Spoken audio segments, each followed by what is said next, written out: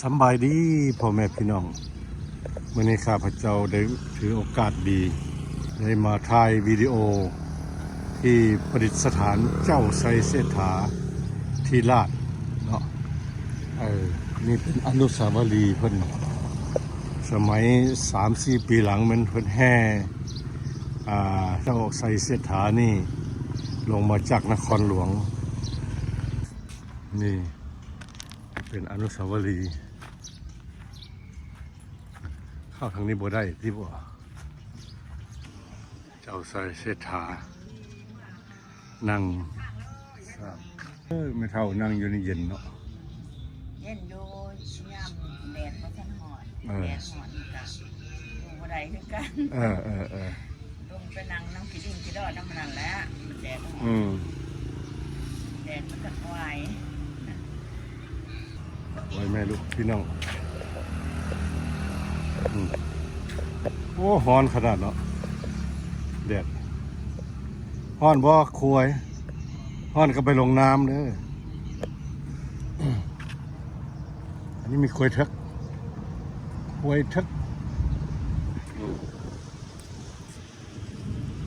มีแต่ตัวใหญ่ๆตุ้ยๆงามๆว่าล่ะโอ้ยมีแต่ตัวใหญ่ๆงามๆพี่น้อง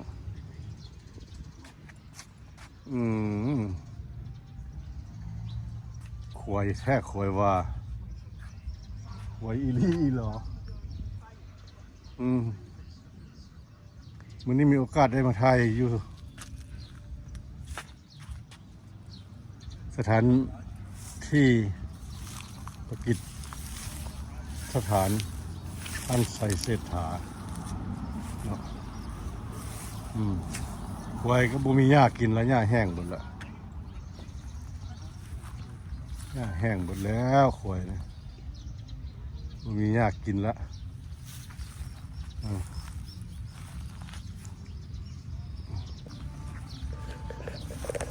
ใหญ่ดีเนาะพ่อขี้เนาะขึ้นขี้ได้ปะ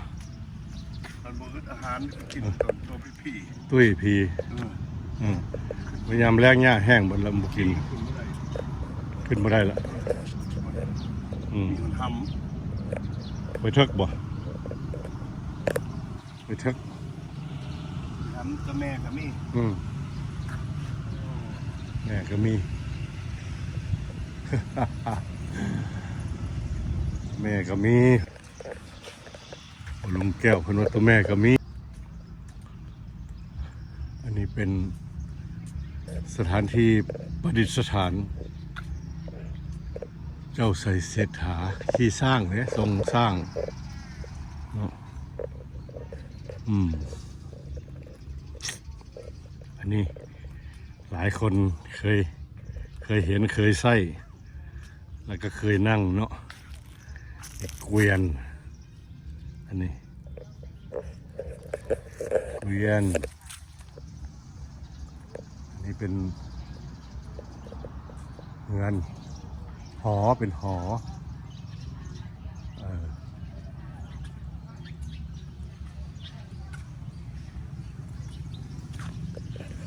เดี๋ยวไปขึ้นไปถ่ายนะเจ้าไซเสถาให้พ่อแม่ได้เบิ่งเด้อสมความงดงามสมปารมีของเจ้าไซเสถาเฮ็ดงาม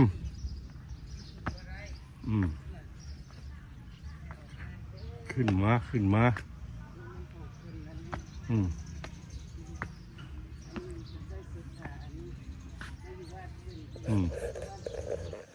สาธุ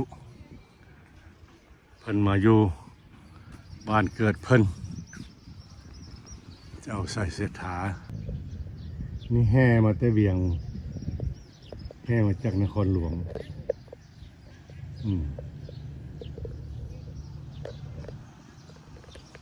หลายมื้อเป็นเดือนพุ่นแห่มาพี่น้องสวยดันซ่องหักคนลาว ให้แด่เพื่อเผยแพร่เกียรติศักดิ์ของท่าน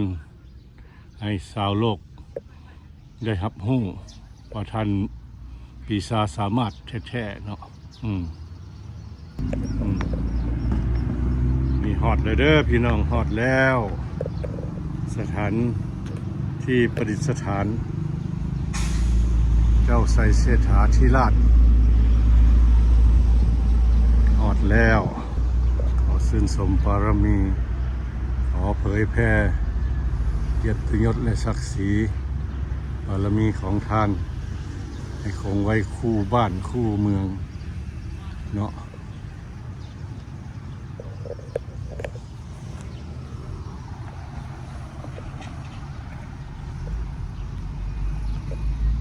นี่เป็นบริเวณรอบล้อมอยู่กลางเมืองเนี่ยนะอยู่กลางเมือง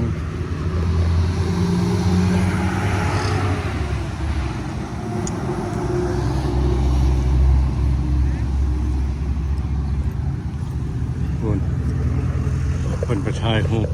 ช่วยเพื่อนพี่น้องที่เดินทางมาจากสหรัฐอเมริกาถ่ายรูปกับควายสุดยอดเลย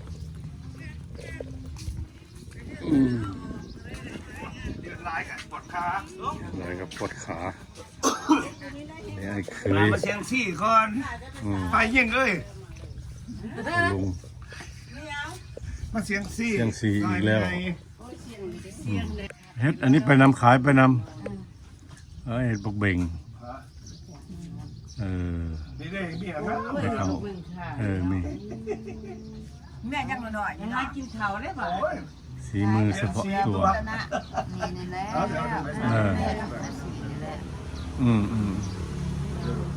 เพื่อบูรณะปฏิสังขรณ์รักสมรักษาสถานที่ที่นี่ เสียงซี่เบิ่งว่า มุดวาสนาเสียงสิดีเรื่องหาย มีสุขมีลาภบ่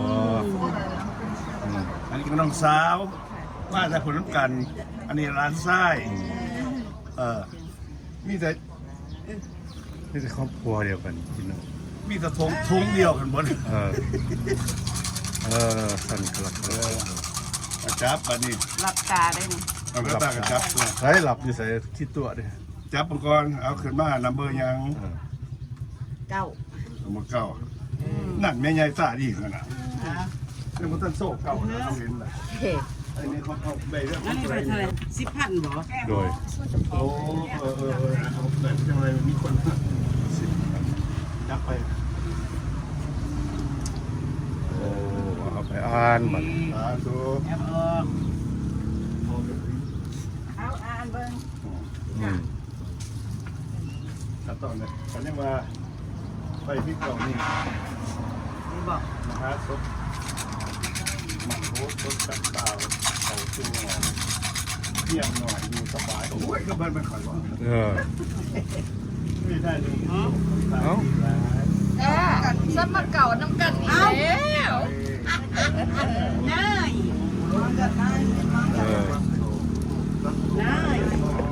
มีแต่ผู้มีแต่สมศกดีเด้ อ่านต้องมีบอดีดีจะได้ใบได้เก่าคือกัน เก่าเหมือนกันอันเดียวกันสินะ แม่ โอ้โชคดี เฉพาะมันเป็นเงินทงเดียวกันนะมันกับแม่นะมากันกินกันเสมอแล้วใบเก่าน้ำกันโอ้ ใบเดียวใบเดียวเก่า กับพกกับใจโอ้ไม่ไงดีไม่แห้งมาเห็นอันนี้ซุ้มเสมอไว้ มาอย่างนี้ โอ้มีเปลี่ยนเล่นกันเหรอโอ้ เปลี่ยนกันเปลี่ยนกัน คดีเลยทำบุญทำทาน ไก่หาบุญหนุนรถเดียวกับดวนเดียวกับ แม่ง รถข้างไก่สัตว์ตูรถมาขาเป็นช้างสัตว์ตูมาก โอ้หอดพวกเขาเรื่อง กับดาวเขาสูงเสียงนอนดูสบายเวลานี้สุขของทาน สีลายถ้าบ่มีแพงขวัญบ่น่าหักจิตใจ ไปสิเกาหลีมาโพสต์กับดาว ค่าไข่ เที่ยง นาย สบาย เบาบาง เวลา โศ นี้ ก ส่งกับทานดีหลายถ้าบ่ สัต มี ว์ แพง ตา ควรบ่น่า สั สั ต ก ว์ สิได้ มา โบโรค่าไข่ เลี้ยงหอน หายเบาบางสูงสัตว์ตูมาเห็นหอดผู้หญิงสวยอุปถัมภ์ถามลูกแม่ขั้นว่าแม่นผู้ชายแท้ ว้ายังสิมีลูกน้อยอยู่ตอนนี้ หายัง คลิปอันนา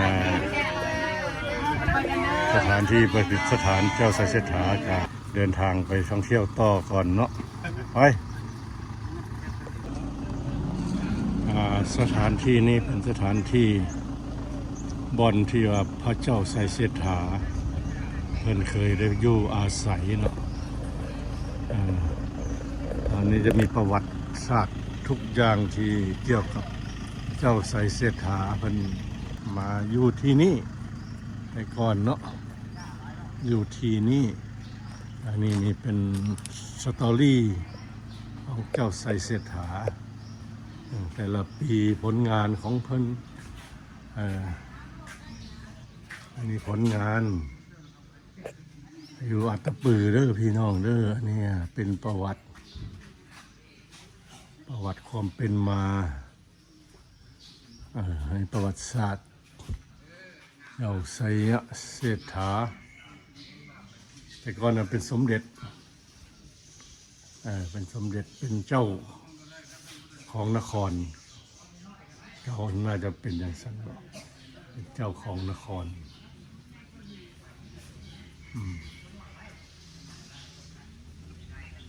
ก็เป็นบ่อนประดิษฐานของบรรพบุรุษลาวอีกท่านหนึ่งก็ว่าแม่นแต่เพิ่นก็มีธาตุนี่ก็นานแล้วหลายร้อยปีแล้วธาตุอยู่ในสิมเนี่ย อยู่ในอยู่เลยลูก โอ้ มันไปทายอยู่เลยกัน นี่เข้าไปได้ปะ ไอ้นี่บูซ่าเข้าไปนี่ พุทธสิมมา มีแต่ว่าเป็นมาก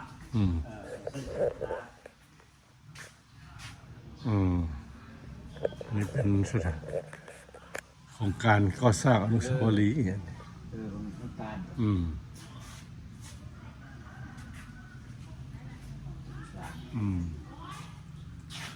ก็เป็นอีกโมเมนต์หนึ่งที่เอาไปฝากพ่อแม่พี่น้องแล้วพ่อแม่ประชาชนที่อยู่ทั้งภายในและก็ต่างประเทศเนาะนี่ก็ขอบนบานศาลเก้าให้ซ่องข้าพเจ้าซ่องหักคนลาวประสบผลสำเร็จด้วยเถิดให้มีผู้ติดตามให้มีผู้คอมเมนต์หลายๆฝากเด้อพ่อแม่พี่น้องเด้อซ่องหักคนลาวเป็นซ่องที่กำลังเฮ็ดขึ้นมาใหม่เกี่ยวกับการท่องเที่ยวการกินอาหารและที่สำคัญเกี่ยวกับการเกษตรเนาะก็จะได้รวบรวมไว้ในซ่องเดียวกันข้าพเจ้ากับมือใหม่ขอฝากเนี่ยเนาะซื้อข้าพเจ้าละซื้อโตโต้หลวงอภัยแล้วก็ซ่องซื้อซ่องแล้วมันฮักคนลาวอยู่ในโลกนี้หรือว่าคนประเทศอื่นคนอันใดก็ฮักเบิดแต่ว่าเฉพาะอะไรมันฮักคนลาว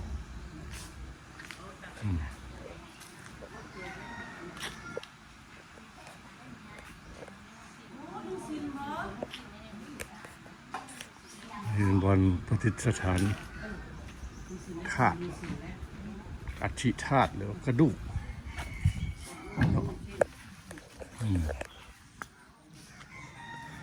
อัฐิธาตุหรือว่ากระดูก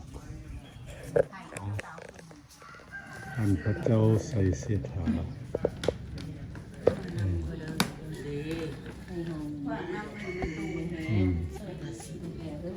ม่วงคือฝักเนาะ ได้ละสิ มีเปล่าอีก เอาพี่ก็ อืม ลุงเนาะ ฮักคนลาวอีกแล้วนุ่งสิ้น ลาว อืมฮักคนลาวฮัก โอ้สีเดียวเหรอ อืม เอาให้เพิ่นได้หั่นน่ะ อืม อยากให้กับไผสิ ขอให้ทุกคน พาเฮาได้ ในเบื้องคลิปนี้อยู่ดีมีแหงเด้อขอให้ทุกคนได้มากราบไหว้ได้อยู่ดีมีแหงความเจ็บอย่าได้ความไข้อย่ามีผู้ใดได้ชื่นชมบารมีของเพิ่นเจ้าใส่เสถาก็ขอให้อยู่ดีมีแหงเฮ็ดหยังกะให้ขึ้นให้เกินเด้อพี่น้องเด้อที่สำคัญก็ขอฝากซ่องฮักคนลาวไว้ในอ้อมอกอ้อมใจของพ่อแม่พี่น้องเลยติดตามเด้อ อันนี้แม่ค่อยทั้งสามเพิ่นมากราบไหว้ธาตุอัฐิธาตุของพระเจ้าไสเสถาขอพรไปฝากพี่ฝากน้องนำกันเด้อให้ทุกคนได้อยู่ดีมีแหงเดี๋ยวขาดปลอดภัยอายุวันโนสุขังพลังทุกผู้ทุกคน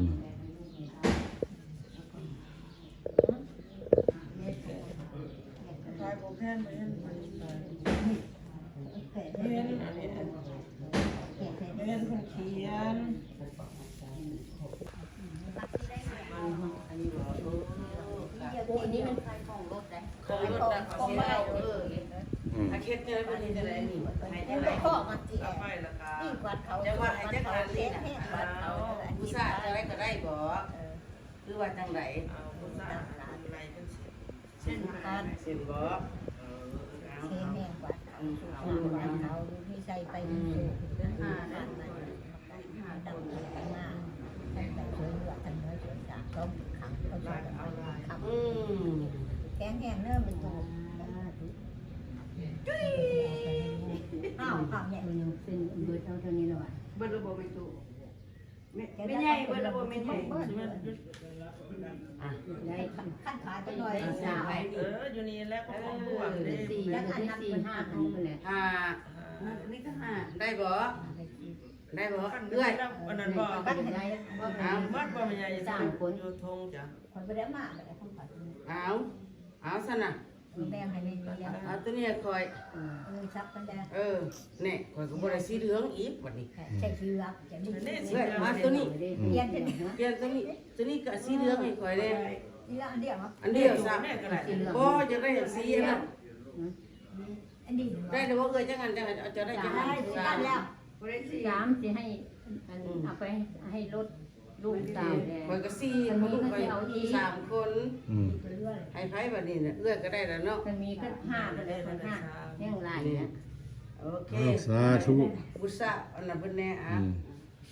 เพิ่นอีกนี่นะอันใส่ดีแล้วใส่มือใส่หา ใช้นุ่งกันนี่ก็ได้บอก